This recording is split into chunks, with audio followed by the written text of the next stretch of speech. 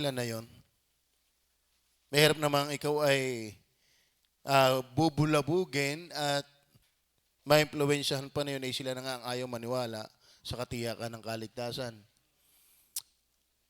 Itong talatang ito ay kayang tumayo sa kanyang sarili na talaga ang sumasampalataya, ang natupan ng Panginoon ay may buhay na wala hanggan. So ipahanhin kung yun ang salita ng Diyos.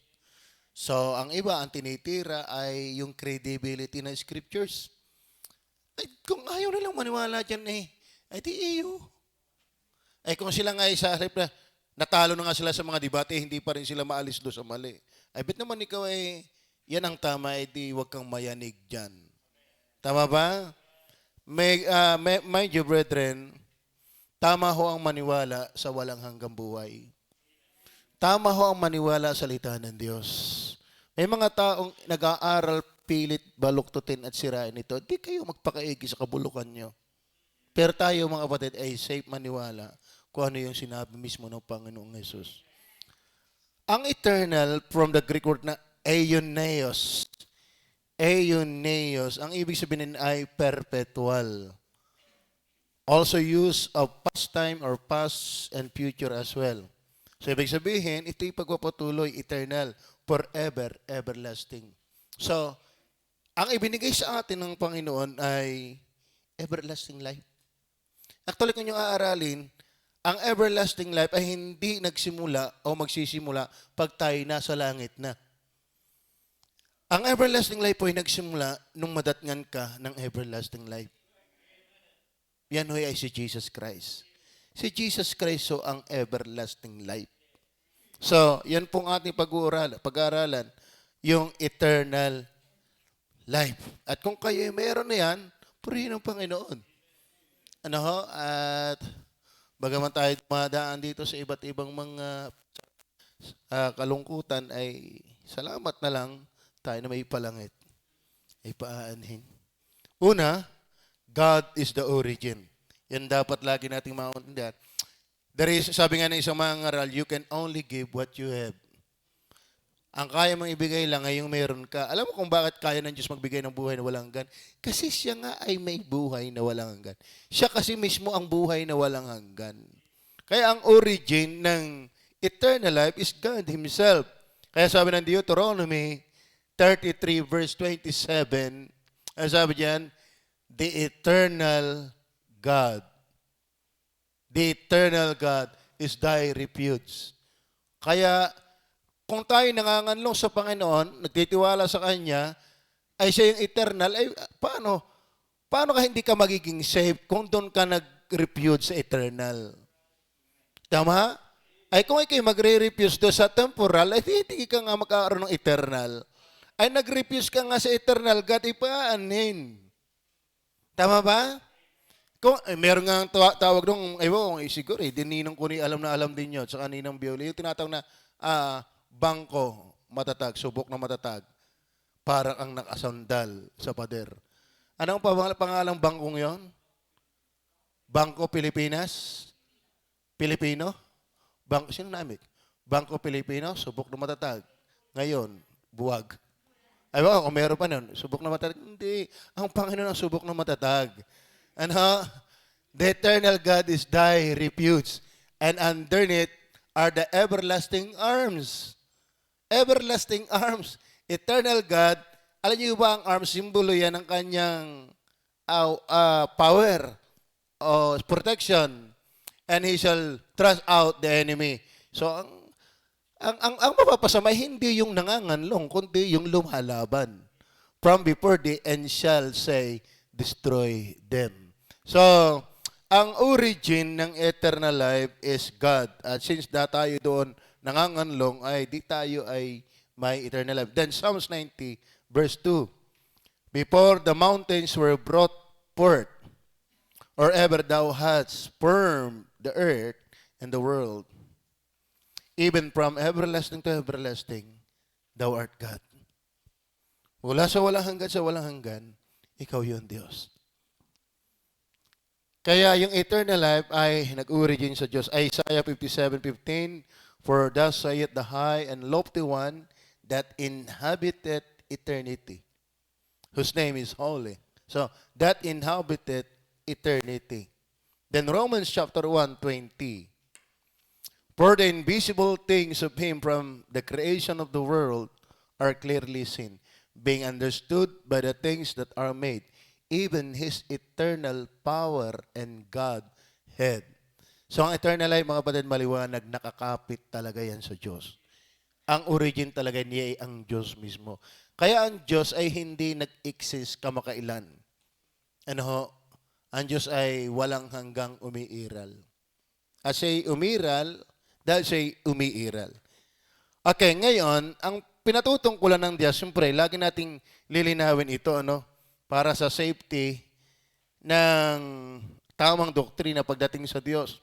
Ang umaangkin o nilalapatan ng eternal life ay ang Father. Maliwanag po yan sa John 17, verse 3. And this is life eternal. Life eternal. That they might know thee, the only true God, and Jesus Christ, whom thou hast sent. Ito yung paboritong talata ng Iglesia ni Cristo. Naka-encounter na ba kayo dito ng mga... Tingnan nyo, ha? And this is life eternal, that they might know thee, the only true God. Yun. Sino yan? The Father. Tanungin mo sila kung naniniwala talaga sa Father. Kaya nating palabasin sa talata na hindi.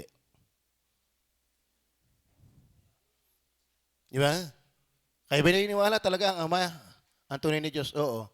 Ay di may buhay na walang hanggan ka na. Ay wala pa, di hindi ka nga naniniwala. Kasi sabi din, no? And this is eternal life. That they might know thee, the only true God. O naniniwala kayo na ang Ama ay Diyos? Na tunay? Oo. Ay ikaw ba'y may buhay na walang hanggan na? Wala na katiyak yan. Ay tris eh.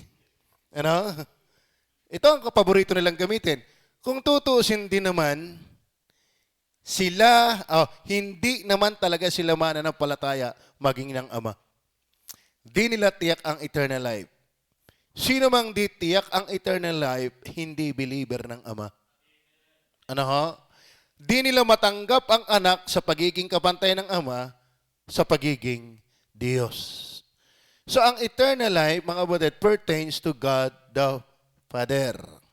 Then not only to God the Father, but also to God the Son. Tingnan niyo po. Actually, hindi ko pala naisulat dito. Actually, yung John 17:3, minapakinggan ako nagturo niyan, ang galing eh. Hindi ko pala nailagay.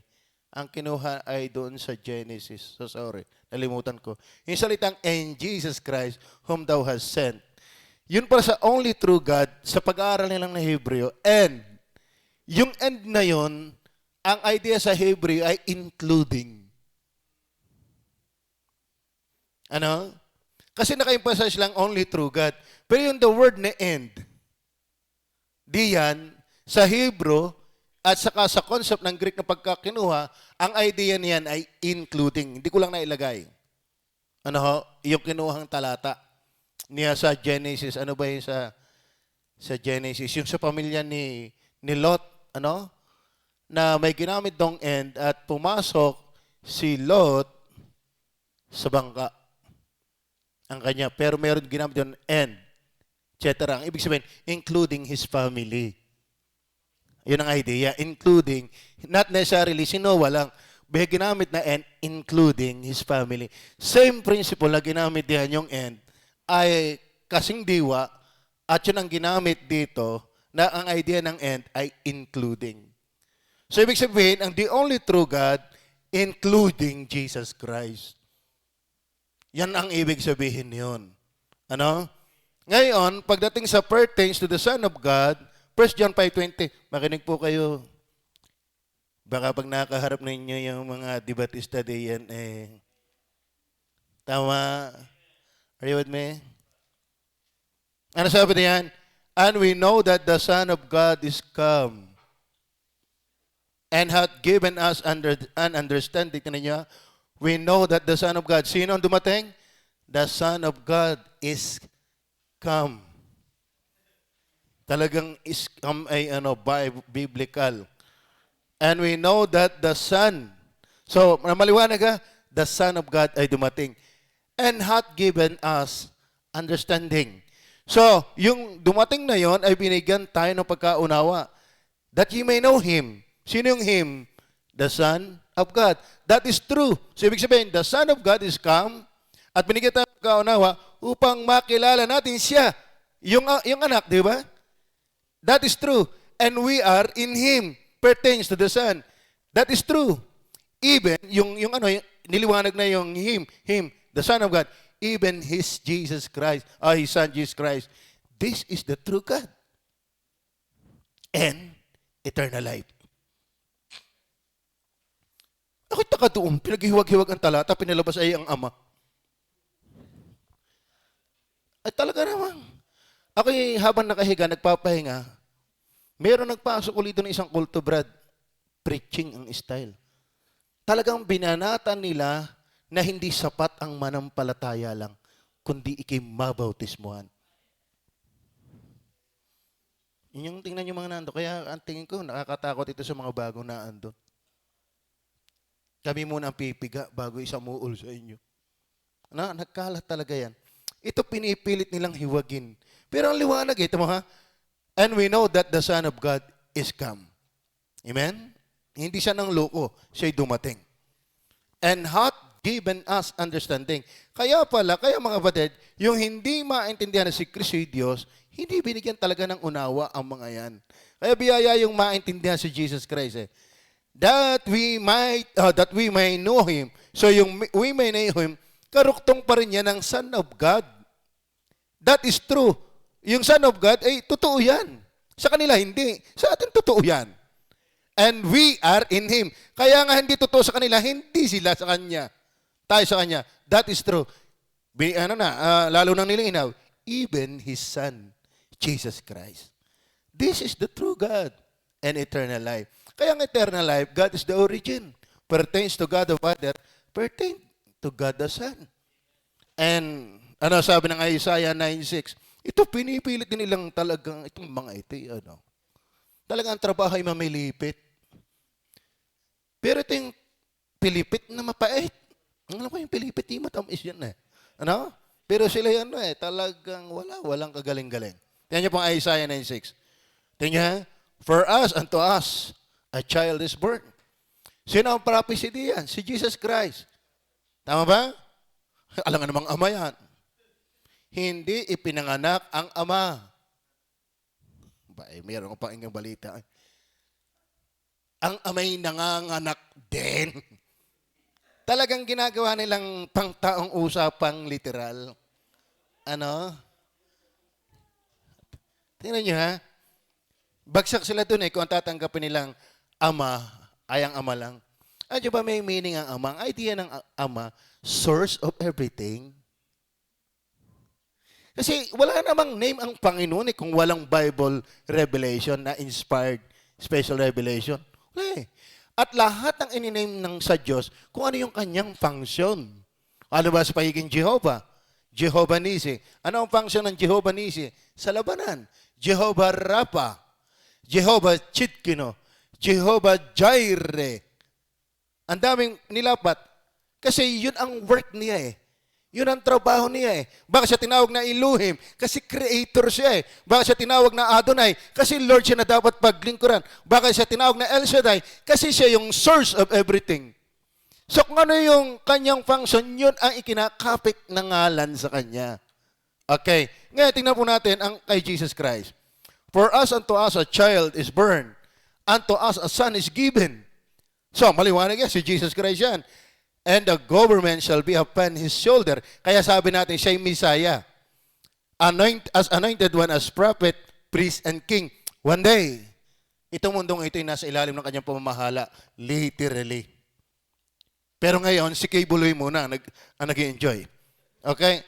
And His name shall, tinan nyo, yung for us a child is born, unto us a son is given, and His name shall be called Wonderful, Counselor, the Mighty God, the Everlasting Father, Everlasting, So talagang nakakapit kay Kristo yung everlasting Father.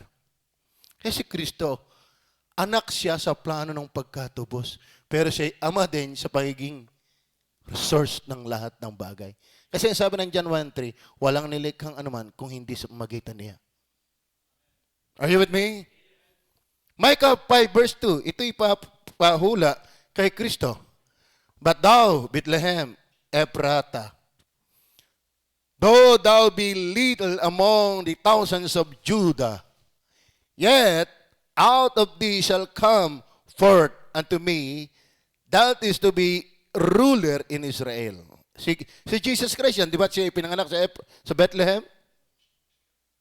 Ano ang kanyang pinanggalingan? Whose goings forth have been from old, from everlasting. So si Kristo ho ay nag-exist, umiiral noon pa, bago siya maging tao. Kaya sabi ng Hebrew 13:8, are you still with me? Jesus Christ the same yesterday, today, and forever. So hindi lang siya panahon ni Maria, hanggang ngayon, hanggang sa darating, maging hanggang noong nakaraan. Revelation 1:8, I am Alpha and Omega, the beginning and the ending, saith the Lord, which is, and which was, and which is to come, the Almighty. So maliwanag po, na ang eternal life, God is the origin. Not only pertains to the Father, to the Son of God, ay ang Holy Spirit ba? Tingnan po Hebrews 9:14. Hebrews 9 verse 14. How much more shall the blood of Christ, who through the eternal Spirit. Kaya mga batid, ang Diyos talaga sa Bible ay Trinity. Sapagkat ang pagiging eternal o eternal life ay hindi katangian lang ng Ama, ng Anak, maging ng Holy Spirit. Kung ating isa-sense yung 1 Corinthians 2:10, yan din ang idea na yan. Tingnan niyo. But God hath revealed unto us by His Spirit. For the Spirit searcheth all things, yea, the deep things of God. Ang Holy Spirit ang nakakaabot ng lahat ng bagay, maging ng malalalim na bagay ng Diyos. Mahirap intindihin ang Diyos na walang hanggan ang buhay kung hindi katulad niya ang iintindi. Walang kayang sakdal na umintindi sa Diyos na walang simula at kapatapusan kung yung iintinding yon ay hindi katulad niya nakapanabayan. Tayo hindi natin kayang unawain ang Diyos ng ganun. Totoo ho. Are you with me? Opo. Kaya nga sabi, wala nakakilala sa Ama kundi ang Anak, maging sa Anak kundi ang Ama, at yung ibiging pagpahayagan. So ibig sabihin biyaya talaga yung matanggap lang, pero hindi natin kumpletong kayang pagkasyahin sa ating isip. Okay, so yan. Eternal life. Number 2, given to creatures. Given to creatures. Ano yung mga minamahal, lahat ng nilikha ng Diyos na may spiritual nature, yan po ay may kalikasang wala ding katapusan. Are you with me? Kaya, may walang hanggang parusa at may walang hanggang buhay. Kasi tayo po ay binigyan ng Diyos ng walang hanggang buhay. Walang hanggang buhay na kaligtasan, pero walang hanggang buhay na parusa. Kasi tayo may spirit at soul. Hindi yan nawawala, hindi yan namamatay, hindi yan na-annihilate. Yan ay tuloy-tuloy. Kasi binigyan ng Diyos. Sa angel, una, to angelic being, tingnan nyo po, Matthew 25 verse 41. Pero pagdating sa mga hayop, wala yan. May ginamit na nepis, hindi manipis. Nepis. Actually, yun ay kung aaralin mo pa, soul din. Kaso lang, ang nepis, pagdating sa soul, hindi katulad ng soul ng sa tao. Bilang rationalistic o rational being. Sila ay instinct. Ang buhay ay instinct. Pero hindi everlasting. Kaya ang aso, pag namatay, walang aso nagmumulto. Diba? Pero ramdam nila yung multo. Tingnan nyo sa umaga kung makatahol. Talaga si Eric hindi makalabas at makadungaw man lang ng bitana. Pag nakahol na yung aso din, talagang parang gabi ng lagim. Oh!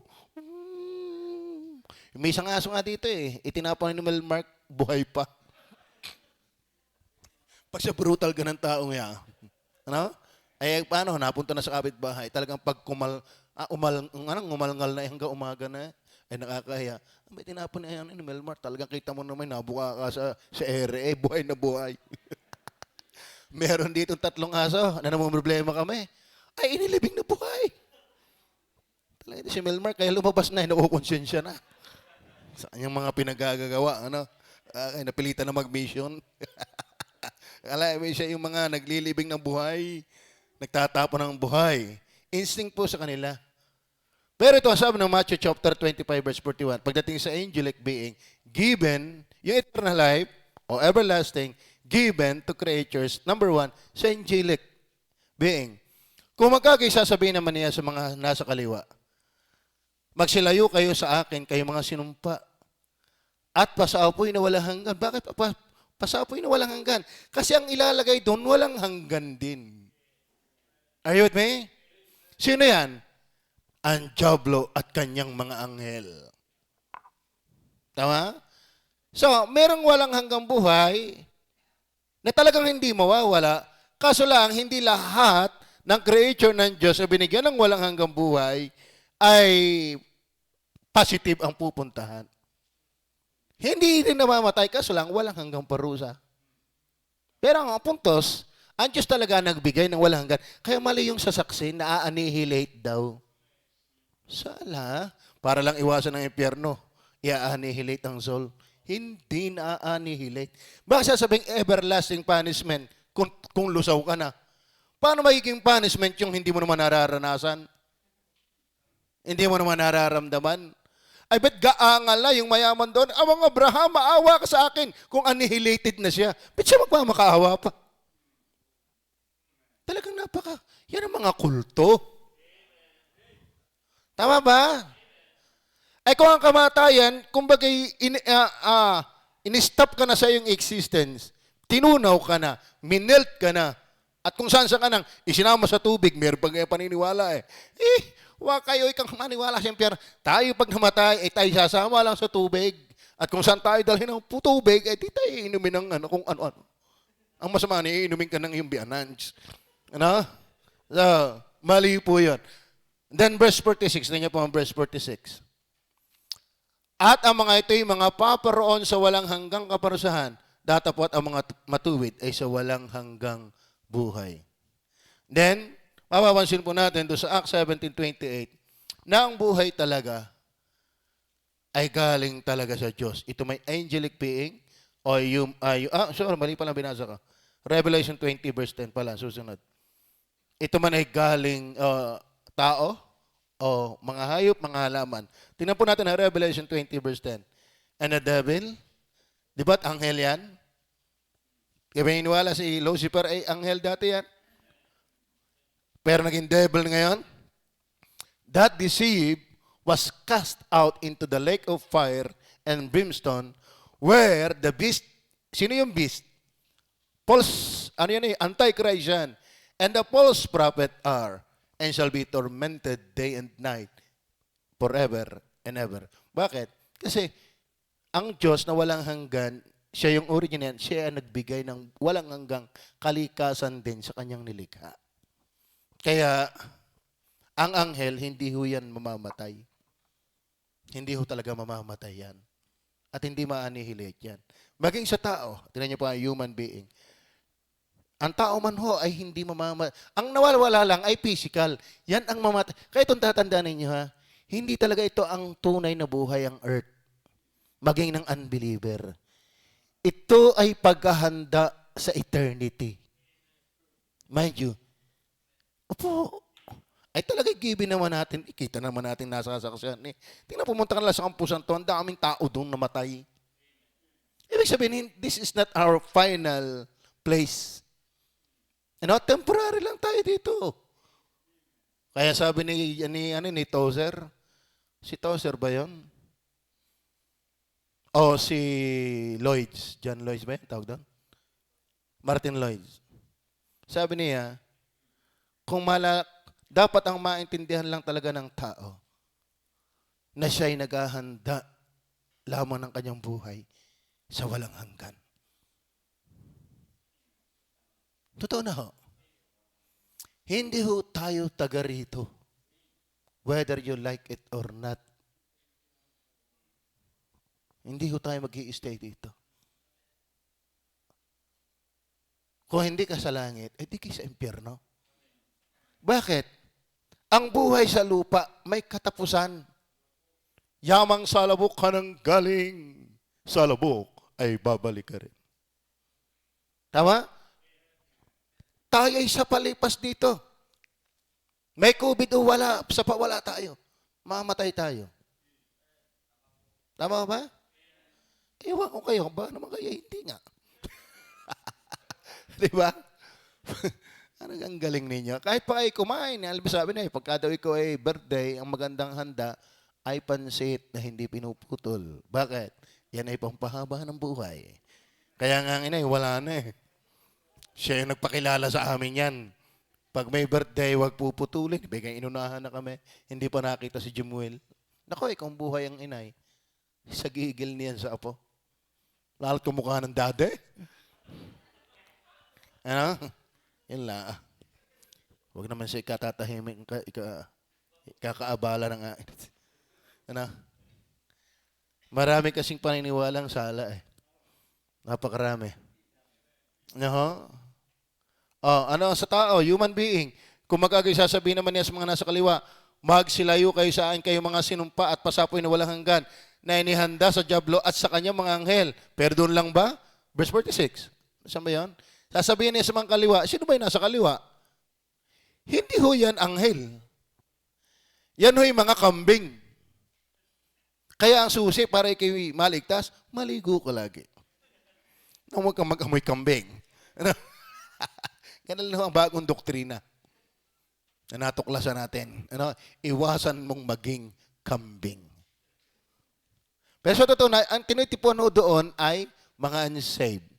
So, ibig sabihin, ang mga unsaved pupunta sa impyernong walang hanggan. Bakit walang hanggan ang kanila pupuntahan? Sapagkat ang kaluluwa at espiritu ng tao ay walang hanggan. Given by the eternal God. Tingnan po ang niliwanag na uli sa Matthew 25 verse 46. At ang mga ito'y, sino mga ito'y? Yung kambing ay mga paparoon sa walang hanggang kaparusahan. Bakit walang hanggang kaparusahan? Dahil nga po ang tao ay walang hanggan ang pag-iral. Hindi ho ang tao natatapos pag namatay sa lupa. Yung iba yung paniniwalay, pag namatay naman ikay, tapos na ang lahat. Mali po. Ano ho? Hindi ho natatapos ang tao sa kamatayang physical. Hindi ho. Sa kamatayang physical, natapos ka. Pero sa iyong kaluluwa, hindi yan matatapos. Kaya napakapalad yung naligtas. Napakapalad. Talagang kayo ay mabusog ng pagpapasalamat dito. Ano? Ay siyempre, mahirapan tayo dahil tayo nasa lupa kasi ayan po yung natural instinct sa tao, yung tinatawag na attachment. Hindi talaga tayo makakaalpas dyan. Ano? Kasi nawala ho yung attachment spiritual sa Diyos eh. Kaya ang sympathy ng tao nasa kapwa na lang, nasa mundo na lang. At kung maibalik man yan, hindi ganong kayabong at kayaman. Are you with me? Naintindihan nyo ba yan? Oo. Kaya ang sympathy pa rin natin ay hanggat di lumalagoy pang lupa, pang pamilya lang, pero hindi natin talaga maibigay ng 100% katulad nung hindi pa bumabagsak sa Adan at sa Eva. Nawala yung spiritual, natural, instinct, communion with God. Ang natira sa tao ay world and self-consciousness. Are you with me? Opo, yun po ang totoo. Then Acts 17:28. Sapagkat sa Kanya kayo'y nangabubuhay. Tingnan nyo ha, kaya tayo nabubuhay dahil niya. at nagsisikilos. At mayroon tayong pagkatao na gaya namang sinabi ng ilan sa inyong sarili mga manunula sapagkat ay na may sa kanilang lahi. Ang buhay ho natin sa lupa, physically, ay bigay ng Diyos. Maging ang buhay eternal. Ang physical lang ang temporal. Pero nakakalungkot, mayroon akong talata, hindi ko lang makita. Nakakita ko din sa pag-aaral ni Pentecost. Napapaltan din ang katawan talaga ng unsaved. Papaltan din. Pero hindi glorified body. Pero body hindi namamatay. Na kayang kainin ng uod. At mapasok ng apoy, madarang ng apoy ng init. Kaya imagine ang lupit ng impyerno. May katawan ka dong hindi namamatay, pero kayang lusutan ng uhod. At kayang pasuin na hindi naman natutunaw. Kaya kung hindi ka ligtas, talagang ikaw ay magmakaawang humingi ng tawad. Hindi ho ito pagbibiro dahil wala hong birong salita ang Diyos. Ano ho? At kung ikaw na may ligtas, mga kapatid, magalak tayo. Sakyang ang buhay dito ay maraming challenges dahil sa iyong sarili nga ups and down tayo personally. Dahil nga, lagi tayong out of mood for open times. Ano? Pero salamat na lang na tayo ay hindi na pa-impyerno.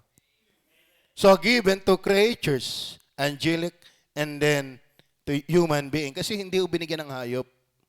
Instinct lang po sa hayop. Sa puno, mga halaman, hindi. Yung rational being lang. Like angels and human. Ano ho? Then number 3. Gift to the believers. Ito naman po anong papansinin natin dito? Yung gift to the believers. Iba kasi ho yung eternal life in Christ kaysa eternal life kasi yun lang ang nature mo.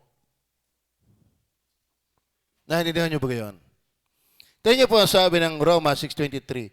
For the wages of sin is death, but the gift of God is eternal life. Meron pong eternal life na given to creatures, unsaved and saved, human, angelic and human being. Pero iba ang sinasabi ng Roma 6:23. But the gift of God is eternal life through Christ Jesus our Lord. Ito yung eternal life na meron kang mismong eternal life. That is the Lord Jesus Christ, the Holy Spirit, and God the Father. Tiyan mo na Kakaintindihan mo ba tayo? Ano ho? Kasi lahat ng tao, eternal ang nature pagdating sa soul and spirit. So lahat ng tao, kahit unsaved, may eternal. Pero yun ay eternal sa pagiging nilikha. Pero yung ikaw ay eternal, na binigyan uli ng eternal life, hindi ikaw doon ka lang ginawang eternal. Kundi, yung eternal life dito ay si Jesus Christ. So, meron kang eternal life sa iyong sarili sa pagkakalikha na kung hindi ka ligtas, papuntang impyerno yon. Pero ikaw ay nabinigyan uli ng eternal life, baga may eternal life ka na, yung related ka sa eternal life na titumuto kay Jesus Christ. Na hindi lahat ay may eternal life sa pagiging eternal life kay Jesus Christ. Ito niya sabi ng Romans 23, for the wages of sin is death, but the gift of God is eternal life through Jesus Christ our Lord. Gift of eternal life through Christ is about salvation and having Him. It is different to just having a soul and a spirit, but having no God in life. Nandiyan ba ito yan? Tingnan, gift of eternal life through Christ is about salvation. Merong eternal life dahil soul lang and spirit. But without salvation, eternal life, eternal punishment. So, gift of eternal life through Christ is about salvation and having Him. It is different to just having a soul and a spirit, but having no God in life. And eternal life in Christ speaks eternal security of Christ's ship. Ayun na yung paliwanag ay paanin. Di ba? Naintindihan niyo ba ngayon? Okay. Lahat ng tao by nature, dahil binigyan ng Diyos, yun yung soul and spirit, eternal yun. Pero hindi lahat ng eternal ay eternal life dahil kay Jesus Christ. Kaya merong eternal life in hell. Tama ba?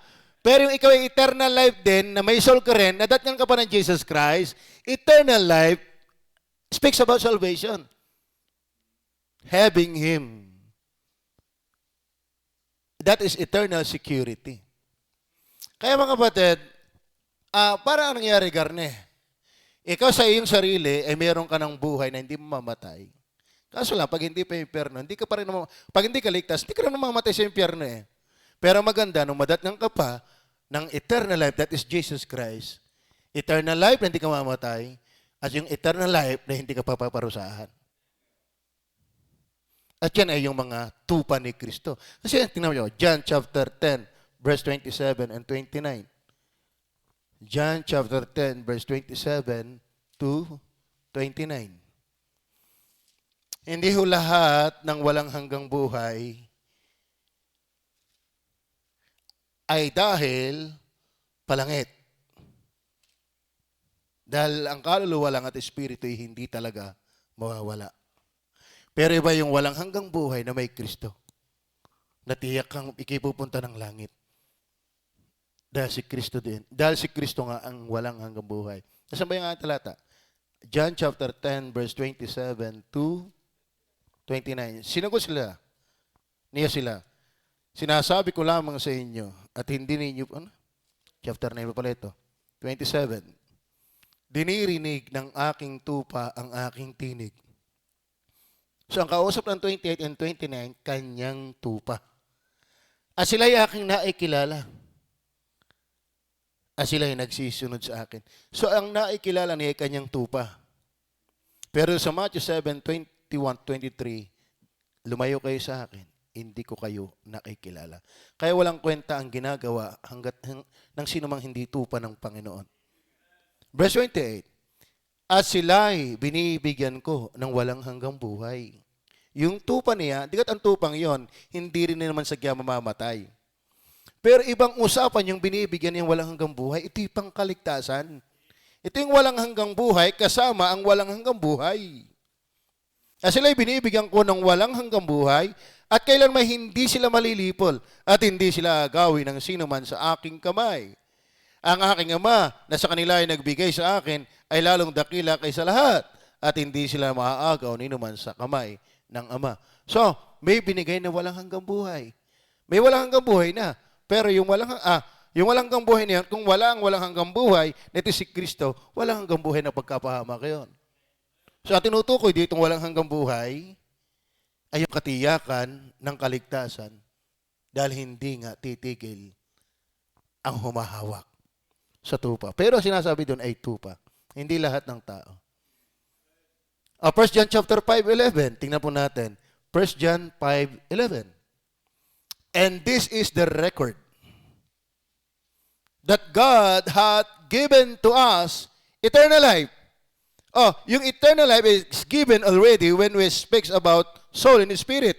Pero hindi yan ang tinutukoy na eternal life. And this is life is in His Son. So, Jesus Christ ang tinutukoy doon na gift sa believers. Kaya nga, but the gift of God is eternal life through Jesus Christ. Ano? So, ang eternal life ay gift. That is the Lord Jesus Christ. 1 John 5:13. Ano sabi ng 1 John chapter 5, verse 13? These things have I written unto you that believe on the name of the Son of God, that ye may know that ye have eternal life, and that ye may believe on the name of the Son of God. So you have eternal life when you believe Him. That is the Lord Jesus Christ. Ano? And it speaks about security, of eternal security.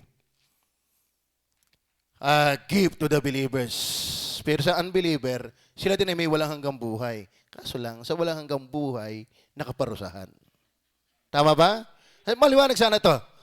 Maliwanag ko ba? Kayo ba may walang hanggang buhay? Tiyak. Kahit hindi ligtas, meron, di ba? Kaso lang, pag hindi ka ligtas sa lupang ito, naglalakbay kang matigas ang puso, hindi ka nagsisisit na napalataya kay Kristo, may walang hanggang buhay ka rin naman, kaso lang walang hanggang buhay na kaparusahan. Pero kung ikaw ngayon, o kailanman, nakarating sa iyo, nagsisikat na napalataya, may buhay ka kasi may soul ka eh. Pero ang maganda nito, sa kabilang buhay, hindi ka parurusahan. Because of the gift of eternal life. The Lord Jesus Christ. John 3:15. John 3:15. That whosoever believeth in Him should not perish, but have eternal life. But have eternal life. Maliwanag ho ba yan? So, una, nasaan na yung ating kinuha? God is the origin given to creatures. So, ang ating natin given to creatures ay do angel, hindi talaga namamatay yan. Kahit ang tao, hindi talaga namamatay ang kaluluwa, walang hanggang buhay yun. Kaso lang, pagdating na number 3, merong gift to the believers. And that is yung eternal life. Speaks about not only to soul and spirit, but having Christ in their lives. Number 4, grace is the reason.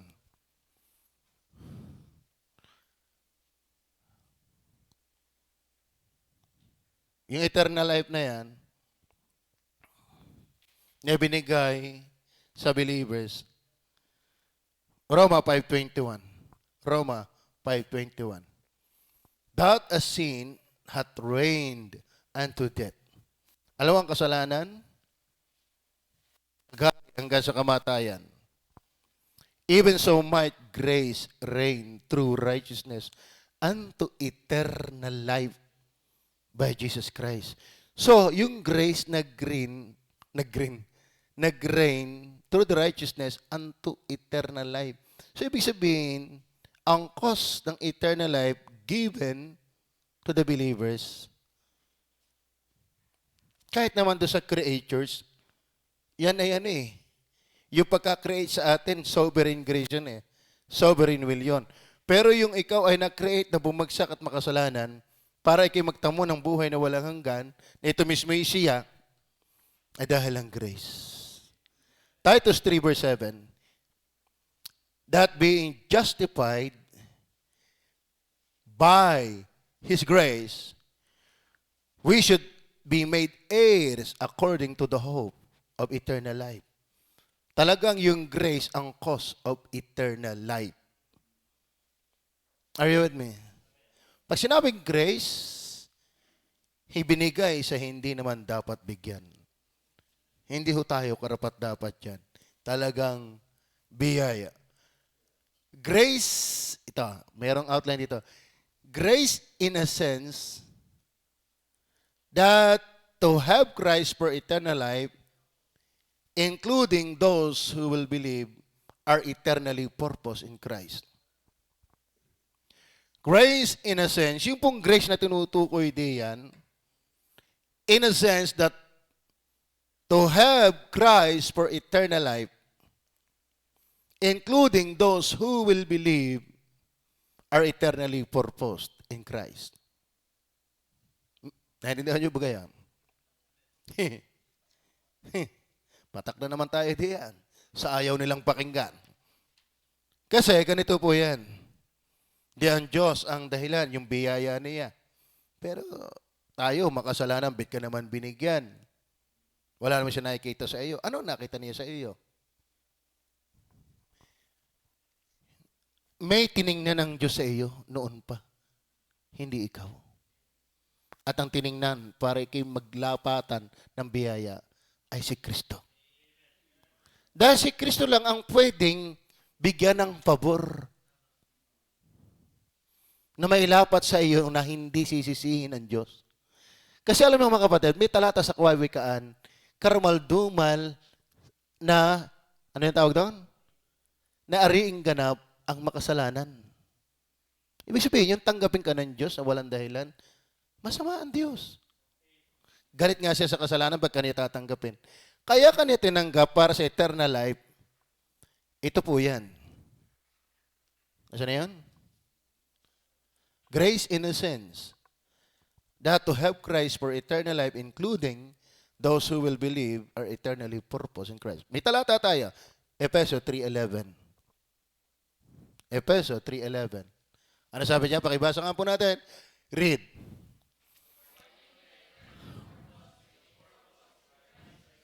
Liwanag po yan. According to eternal, take note the word eternal. Ano naman yung eternal? Eternal purpose. Which He purpose in Christ. Jesus our Lord. Kasi actually, sa pag-aaral po ng malalim nilang pag-aaral, talagang salamat po sa mga gifted na nag-aaral talaga. Magkaiba ang prinsipyo ng paglalapat ng eternal at everlasting. So tinatanggap na lang natin yung salitang eternal pagdating sa tao dahil ang tao ay hindi mamamatay. Dahil ang soul. Pero sa pag-aaral, at ako'y naniniwala, tama naman ang kanila. Ang pagkakaiba ng eternal at everlasting ito. Ang everlasting, hindi ka mamamatay, wala kang dulo, pero meron kang simula. Kasi ang tao, nilikha ng Diyos at hindi matatapos. Pero ang eternal, yun ang maglilikha. Kasi siya walang simula at walang tapos. Naintindihan niyo ba kayo?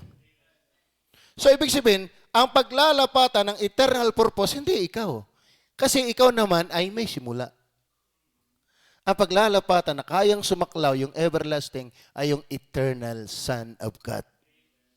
Kaya ikaw, ito ang biyaya. Ikaw ay nagkaroon ng pabor, hindi dahil mo, kundi dahil sa pinalanong kay Kristo. Yung eternal life. So to have eternal life, not only for the reason na kayo may soul and spirit, kundi pagdating sa kaligtasan, na ito ay ang reason ay biyaya, ito ay nakaplano kay Kristo. Amen. Ay hindi ko pwedeng iwasan itong usaping ito pagdating dyan. Sa totoo na, yung honest na magpapalabas dyan, hindi dapat iwasan yan. Pag iniwasan mo yan, hindi ka preacher of God. Kasi you do not speak the whole counsel of God. The preacher must speak not selectively, but the whole counsel of God. Pag tinirace mo ang flow, pagdating sa eternal life, given sa tao, hindi mo pwedeng iwasang pag-usapan yung source nito, yung purpose nito. At ito'y kay Kristo. So ang plano para sa pagkakaroon ng buhay na walang hanggan, pagdating sa kaligtasan, ayon sa biyaya, ay na kay Kristo. Kaya si Kristo ang biyaya ng Diyos sa atin. Acts 13:48. And when the Gentiles heard this, tingnan nyo, are you with me? Let's read together. Read. And when the Gentiles heard this, they were glad and glorified the word of the Lord. And as many as were ordained to eternal life, believe. Tama? Christ is the purpose for us para may lapat yung grace. Pero yung purpose na ito na eternal ay yung palang maliligtas mismo naka-ordain na.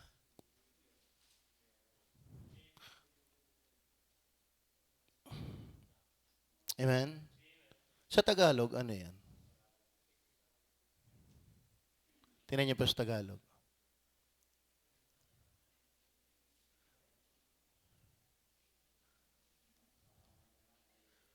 Then sa doon na sa huling pang-usap.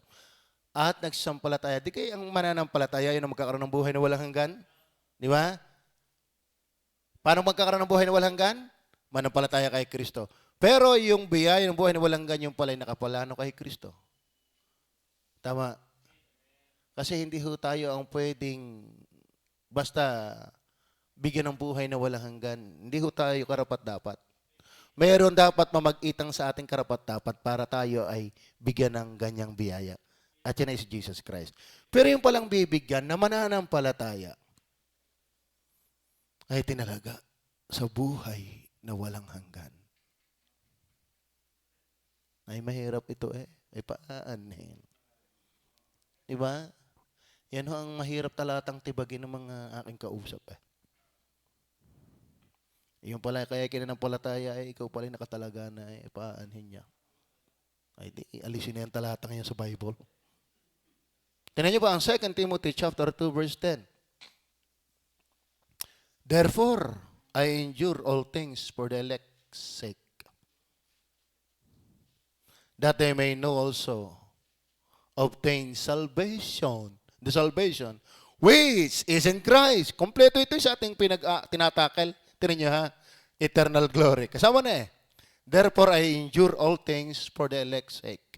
Yung naka-ordain.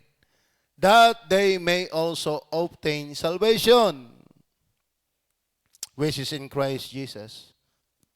Kasi nakaplano sa Kanya. With eternal glory.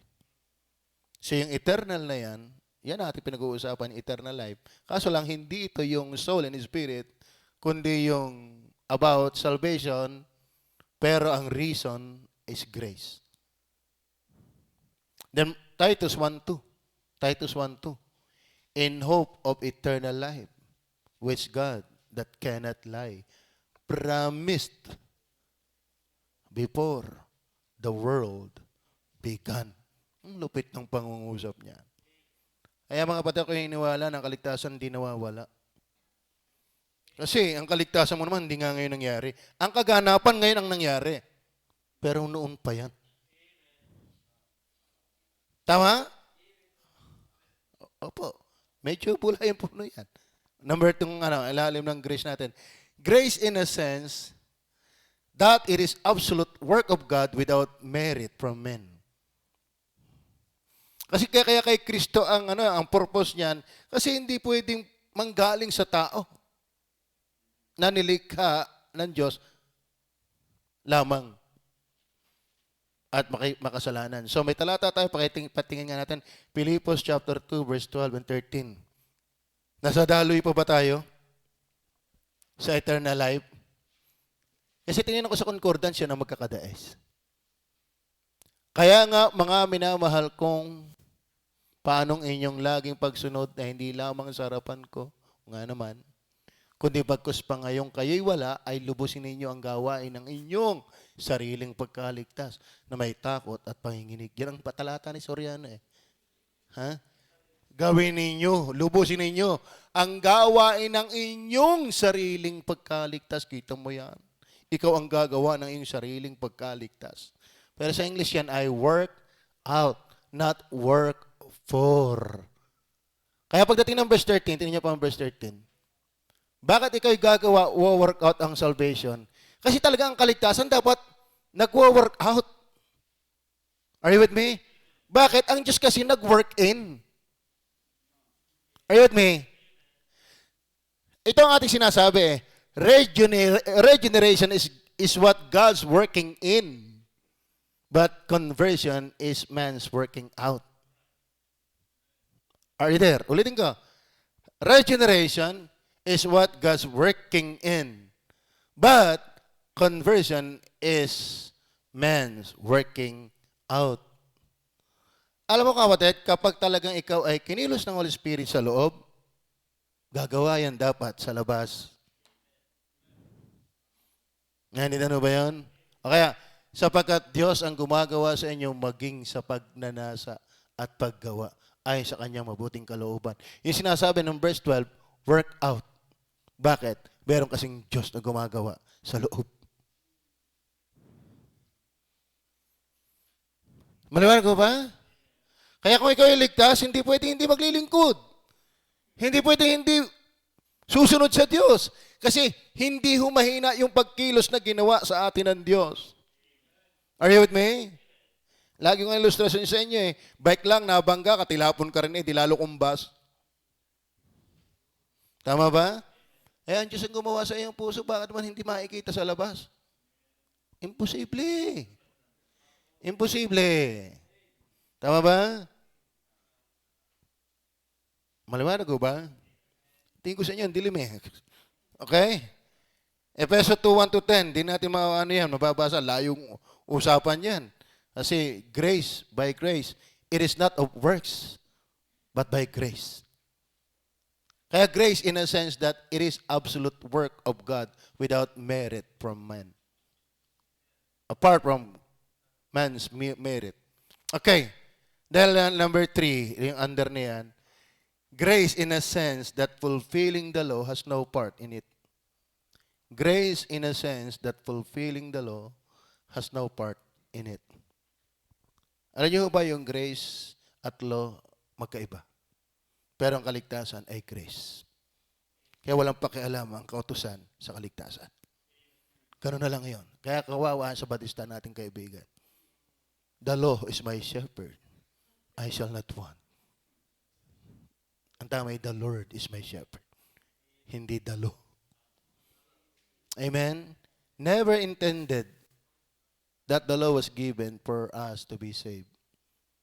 Christ is our Savior. Tama? So, hindi ko na babasahin. Kasi, alam mo kung bakit? Meron ho kasing mga ginagamit na talata. Di kayo tinanong niya yung mayaman. Nagtanong isang mayaman sa Panginoon, Guro, mabuting guro, anong gagawin na ko para magtamo ng buhay na walang hanggan? Di ka? Sabi ng Panginoon, ba't mo ka tinatawag na mabuting guro? Isa ang mabuti. Diyos lamang. At kung gusto talagang maligtas, alam mo ba ang kautusan? Yun! Pasok ang Seventh-day Adventist. Kita mo? Ang tinuturo para magmana ng buhay na walang hanggan. Ano ang kautusan? Tama ba? Hindi parang lalabas na pare kimaligtas, sundin mo ang kautusan. Pero yung tama ho yung pag-aaral ng mga nag-aaral dito. Ang Diyos po ay sinasay ko yung kausap niya. Kaya nga sagot niya hindi agad diretso eh. Ba't mo ka tinatawag na mabuti? Isa mabuti. Diyos lamang. Tama ba? Pero kung gusto mong ikaw ay magmaan ng buhay na walang hanggan, alam mo ang kautusan. Ano sabi ng mayaman? Nagagawa ko na ito. Kung gusto mong malubos, ipagbili mo lahat ng pag-aari mo. Tama ba? At umalis na malungkot. Mayabang kasi. Not necessarily tinuturo ni Kristo na ang paraan ng kaligtasan. Ay kautusan. Hinihiya lang niya itong arak na ito. Sa totoo na, siya ho ay young man na rich. Psychologically speaking, brusko at religious. Hiniya ho ng Panginoon ng kanyang pinagtitiwalaan. Actually, ang sinabi lang niya, part of man kasi divided ang kautusan sa dalawa eh. Ibigin mo ang tao, ibigin mo ang Diyos. Ang sinabi lang niya ay pang tao. Pero ang idina ang Diyos, siya umalis na lungkot. Bakit? Napahiya siya. Hindi sinagot siya ng Panginoon para ituro ang paraan ay kaligtasan. Kasi ang paraan ng kaligtasan ay kautusan. Kasi ang grace hindi law. Are you with me? Aralin niyo po ang Sabadista. Iaaro niya sa iyo. Kala ko ba ang kautusan din nakakapagligtas? Bakit yan ang sinabi ng Panginoon? Sundin mo ang kautusan. Ay kung law naman, hindi grace. Kasi yan ang diin ng Roma chapter 3, verse 21 and 22. Tingnan niyo po, sabi. Roma 3, 21 and 22. But now the righteousness of God without the law is manifested, being witnessed by the law and the prophets. Even the righteousness of God which is by faith of Jesus Christ unto all and upon all them that believe. For there is no difference. So ang kautusan po ay hindi sa righteousness. The righteousness of God is without the law.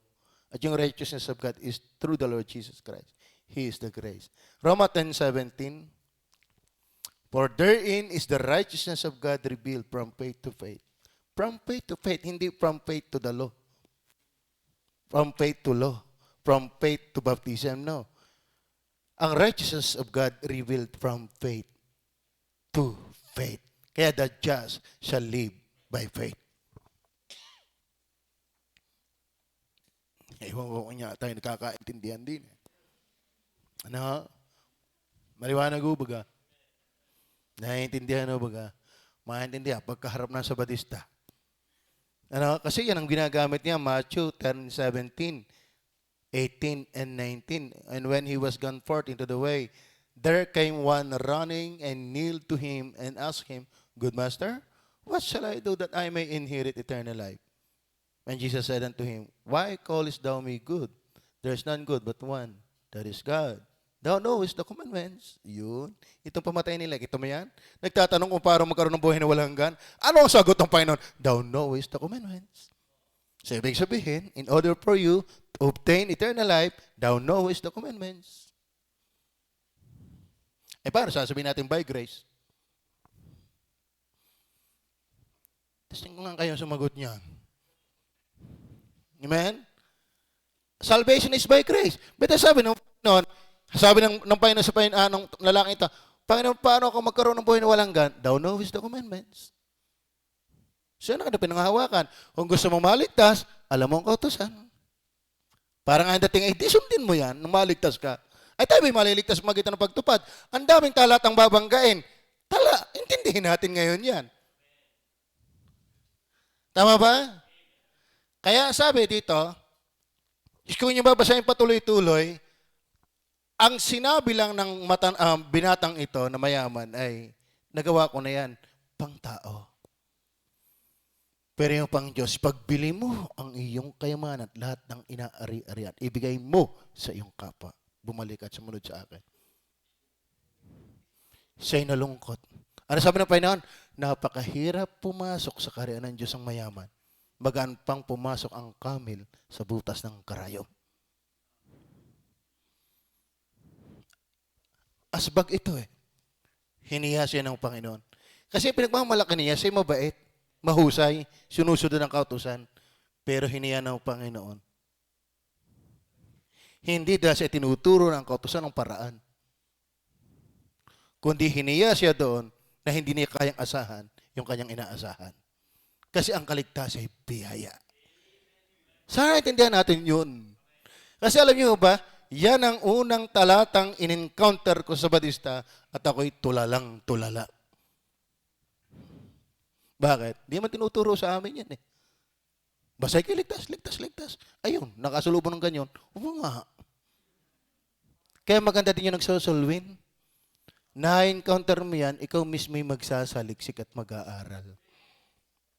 Ano ha? Ang akala sinasabi sa inyo, ang eternal life ay grace. And since law is not grace, therefore law ay walang bahagi sa eternal life. Maliwanag ko ba yun? Okay. Then number 3, under niyan, grace in a sense, okay, nasabi ko na pala. Then last, yun. Eternal life na yan, glorifying God is the purpose. Glorifying God is the purpose. Actually, kahit naman saan, yung pumunta ng impyerno at yung palangit, ang Diyos ang naluluwalhati doon. Sa mga nasa impyerno, ang naitatanghal na kaluwalhatian sa Diyos, ang Diyos ay hindi konsentidor sa kasalanan. We magnify God's holiness sa hell. Are you there? Pero doon naman nasa langit, we magnify God's grace. Are you there? Pero ang nagpupuri doon sa impyerno, hindi sila. Tayong mga nasa langit. Alam sa totoo na ang nakapagpupuri lang ng totoo sa Diyos, yung talagang naligtas. Ano? Maging mga nasa impyerno, ay hindi tayo natutuwang sila'y naroon. Tayo galak na galak. Hindi tayo natutuwa, kundi ating nakikita, alam sa totoo na po, ay we are not in control. God is the sovereign one. Pero there's nothing wrong to pray for our unsaved loved ones. Hindi, nakakalungkot na sila'y pumunta doon. Kaya ang anak ko, wala akong tigil na pagpipray dyan Kasi hindi naman automatic niya patang amay, pastor, ligtas na agad yan. So, totoo na. Kaya nga kayo lungkot dito minsan na, nagturo ba kayo ng Sunday school sa bata? Hindi po kasi iisa. Sino yung isa? Si Jumuel. Ha? Ako nalungkot. Bakit? Ba't hindi nyo tuturan ng isa? Anak ko pa. Turuan natin ang mga bata. Tama ba? I'm praying for my kid. Dahil hindi automatic ligtas yan. Tama? Ako ngayon naaliw doon sa turo ni Parang gusto kong sakyan. Yung covenant promise. Na kapag ikaw, kaya pala itong hindi ko naman sasabihin ito sa inyo para maging kayo tayo. Pero ito ang kanyang concept. Na kapag ikaw inaligtas, Kaya sila naniniwala sa infant baptism, siya ay Methodist, Presbyterian. Kasi yung pangako ng covenant sa iyong ligtas ay damay yung iyong pamilya. Parang ganun. Kaya inaagapan na daw agad nila ng baptism, maliligtas din naman. Bah, ganun pala ang paniniwala. Parang ko'y naaliw itong konti. Parang gusto ko nga i-trace yung doctrine of covenant promise. Na kapag pinangakuan ka, base kay Abraham, ikaw ay marami siyang lahi sa pananampalataya. At parang may automatic grace doon sa naligtas, alibay pastor, etc. Yung ay abangan mo na ng baptism dahil na may maliligtas din. Ay maganda yung pagkagayon. Ano? Pero mariwanag din pa ang Roma 10:17 ng pananampalataya ng gagaling sa paikinig. At ito'y paikinig na salita ni Kristo. Kahit yung pinili, yan ay maliligtas dahil pinangaralan. Kaya ang ating talagang trabaho ay mangaral. Tama? So, glorifying God is the purpose. Why? And when the Gentiles heard this, they were glad and glorified the word of the Lord. And as many as were ordained to eternal life, believe. They were glad and glorified. So yung eternal life na yan, dapat ay nagpapaluwalhati sa Diyos. Sa totoo na, kung ikaw talagang ligtas, ba hindi mo luluwalhatiin ng Panginoon? Tama ba? Do you have eternal life? Salamat sa biyaya ng Diyos. Bakit? Hindi naman lahat mayroon yan. At magkakaroon yan. Kaya sabi, and as many as were ordained to eternal life, believe. Pero before that, they were glad and glorified the word of the Lord. Ephesians 2 verse 8 hanggang 10. Alam po natin yan. For by grace are you saved through faith, and that not of yourselves. It is the gift of God, not of works. Why? Lest any man should boast. Sa kaligtasan, hindi tayo ang pupurihin. Ang Diyos ang dapat luwalhatiin. Tama ho ba? Are you saved? So, you have to glorify God because of your salvation. Then, finally, ito na lang 1 Peter 5:10. But the God of all grace, who hath called us unto His eternal glory by Jesus Christ, after that you have suffered a while, make you perfect, establish, strengthen, settle you. Yan nyo ha? Called us unto His eternal glory. Salamat. Ng layunin. Alam mo, sa totoo na, kapag ang Diyos ay hindi naglo-glorify sa mayroong eternal life, hindi ho totoo yun. Maging sa teaching pala ng kaligtasan, dapat ang Diyos na ang naluluwalhati. Dahil ito'y grace. Lest any man should boast. So, yun po ang eternal life.